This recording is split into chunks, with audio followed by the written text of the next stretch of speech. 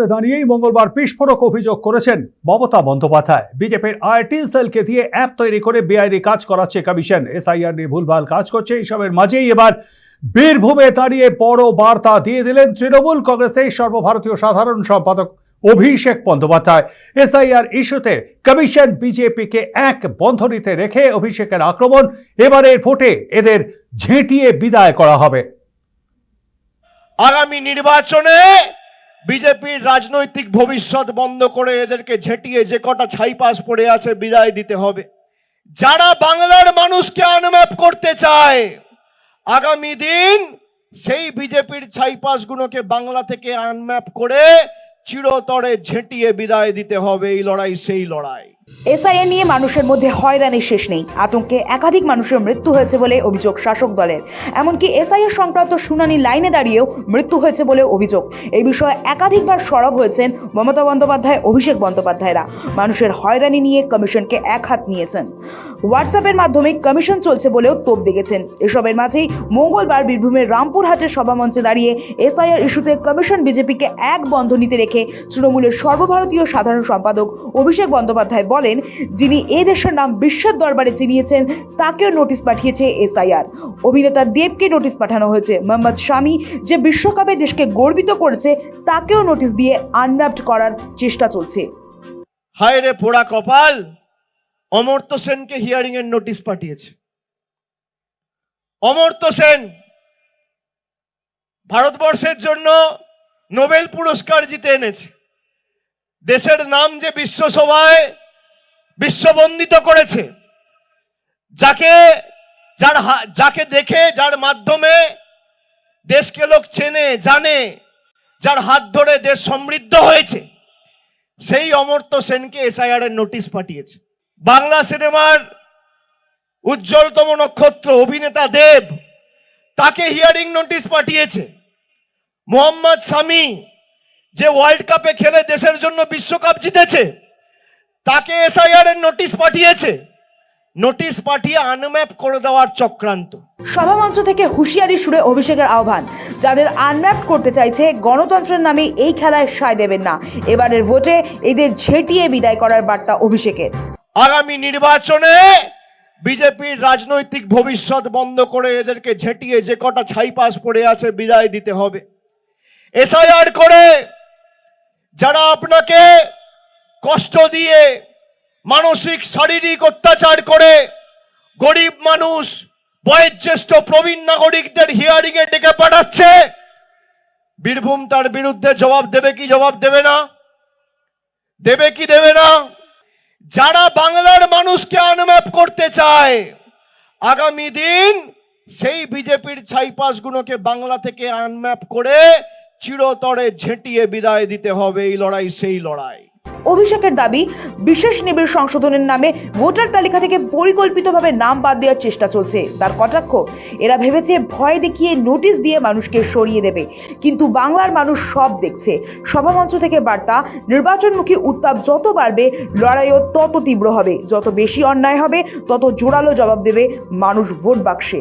আমি বলেছি, যতই এসআইআর করুক আর যতই ষড়যন্ত্র করুক, তৃণমূল কংগ্রেসের আগামী দিন মানুষের দোয়া, আশীর্বাদ, ভালোবাসা নিয়ে ভোটের সংখ্যা বাড়বে, আসনের সংখ্যা বাড়বে, ভোটের শতাংশ বাড়বে।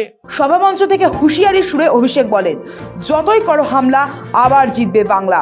এবারে বীরভূমে 10 নয় 11-0 করতে হবে।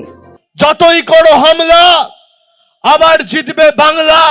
আপনাদেরকে অনুরোধ করতে এসছি যে গত নির্বাচনে 11টা আসনের মধ্যে বীরভূমের মানুষ দুহাত তুলে আশীর্বাদ করে তৃতীয়বার মমতা বন্দ্যোপাধ্যায়কে মুখ্যমন্ত্রী হওয়ার সময় যে অবদান রেখেছে এই জেলার মানুষ, 2011, 2016, 2021 কার্যত অনস্বীকার্য। 2026-এ চতুর্থবার মামাটি মানুষের সরকার হবে, কিন্তু এবার 10 নয় 11-0 তৃণমূলের পক্ষে বীরভূমের মানুষকে করতে হবে। মানুষকে আশ্বস্ত করে অভিষেক বলেন 31 তারিখ দিল্লিতে নির্বাচন কমিশনে গিয়েছিলেন তিনি। তাদের নির্দিষ্ট কিছু প্রশ্ন ছিল, ওরা সদুত্তর দিতে পারেনি। যাদের নাম বাদ গেছে তারা ফর্ম 6 পূরণ করে জমা দেওয়ার কথা বলেন অভিষেক। মানুষকে আশ্বস্ত করে বলেন ভয় পাওয়ার কোনো কারণ নেই, তৃণমূল মানুষের সঙ্গে আছে। যাদের নাম কোনোভাবে যদি বাদ গিয়ে থাকে তারা ফর্ম 6 ফিল আপ করে আবার নাম তুলবেন। ভয় পাওয়ার কোনো কারণ নেই। আমি তাদের পরিবারের কাছে অনুরোধ করব যে আপনারা দয়া করে কেউ চিন্তা করবেন না। যদি আগে থেকে তৃণমূল কোনো কর্মী সমর্থককে জানাতেন, এই দুর্ঘটনা ঘটার থেকে হয়তো আমরা আটকাতে পারতাম বা এই মানুষগুলোকে বাঁচাতে পারতাম। কারোর নাম বাদ যাবে না। আমরা থাকতে আপনার নাম ভোটার লিস্টে থাকবে। আর কোনোভাবে ষড়যন্ত্র করে যদি এটা নাম বাদ দেয়, আপনি ফর্ম 6 ফিল আপ করে আবার বিএলওর কাছে সে ফর্ম জমা দেবেন, আর 1 কপি ছবি তুলে তৃণমূলের বিএলএ টুকে পাঠাবেন। এসআইআর আবহেও মাঠে ময়দানে বিজেপিকে খুঁজে পাওয়া যাচ্ছে না বলে দাবি করে অভিষেক বলেন মাঠে ময়দানে বিজেপি কোথায়? কারো কোনো অসুবিধা হলে বিজেপি কর্মীদের পাশে পান? ওদেরকে তো অনুবীক্ষণ যন্ত্র দিয়ে খুঁজে পাওয়া যায় না, কারণ আগে যারা সিপিএম করতো তারাই এখন বিজেপি করে, শুধু জার্সিটা বদলেছে। কোনো ভদ্রলোককে বিজেপিতে পাওয়া যাবে না। তবে তা সত্ত্বেও 1 ছটাক জমি ছাড়া হবে না। যে বুথে 50 লিড ছিল সেখানে 51 করতে হবে। এরা লক্ষ্মীর ভান্ডারের মহিলাদের বন্দি করতে চায়, এদের এবারে বন্দি করতে হবে। মাঠে ময়দানে বিজেপি কোথায় আছে? আছে?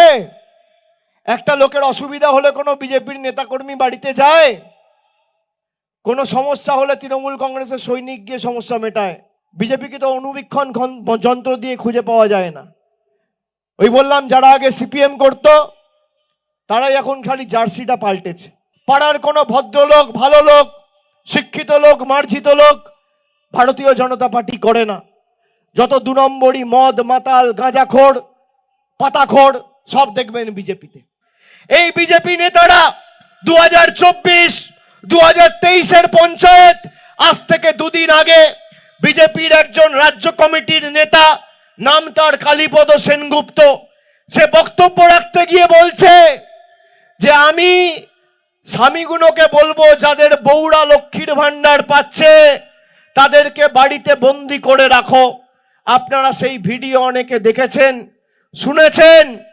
আমি আপনাদের বলি, যতদিন মমতা ব্যানার্জি আছে এরা আপনার লক্ষ্মীর ভান্ডারের দিকে চোখ তুলে দেখার বা আঙ্গুল তুলে কথা বলার ক্ষমতা পর্যন্ত রাখবে না। মমতা বন্দ্যোপাধ্যায়ের সরকার যতদিন থাকবে 3600 আজকে কথা দিতে হবে, এই 3600 বুথ থেকেই বাংলা বিরোধীদের ভোকাট্টা করতে হবে। একটা বুথে যেন এরা মাথা তুলতে না পারে। হয়রানির নাম এসআইআর, একের পর এক মৃত্যুর কারণও, আতঙ্ক, কাজ কামাই করে শুনানিতে হাজিরা, তারপরও স্বস্তি নেই, নিশ্চয়তাও অধরা।